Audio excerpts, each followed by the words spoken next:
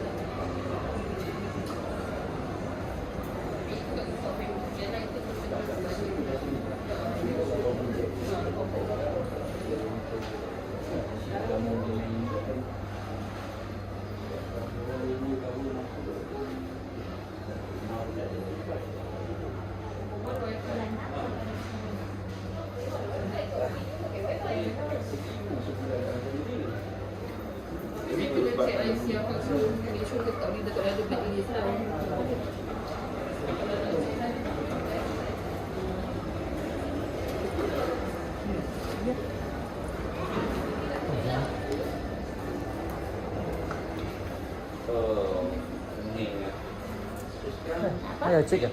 Ini prepaid punya kuning. Apa tu? Ini ya, Celcom Digi prepaid 5G kuning ah. Itu Digi punya kenapa? Do I have to pay 1 year for the prepaid number? Untuk 1 year sekarang sudah tak ada. Oh itu tak ada ya? Celcom Digi sekarang sudah combine, sudah tak ada lagi. Itu tak ada lagi lah. Sudah tak ada. So jadi kalau saya tak reload itu RM25 punya 1 month Ini untuk internet. ah. Kalau you tak top up internet, you tak ada internet lah nanti. Tapi itu nombor masih boleh guna. Boleh. Cuma you tak ada internet. Basic lah, dapat basic internet lah. Kalau sudah Free basic you akan dapat ini saja. oh basic. Oh. Selalu basic lah.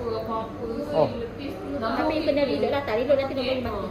boleh mati. Boleh. Dia 1 bulan sekarang. Oh, 1 bulan kalau tak Tak reload dia mati. akan expired. Oh, thank you.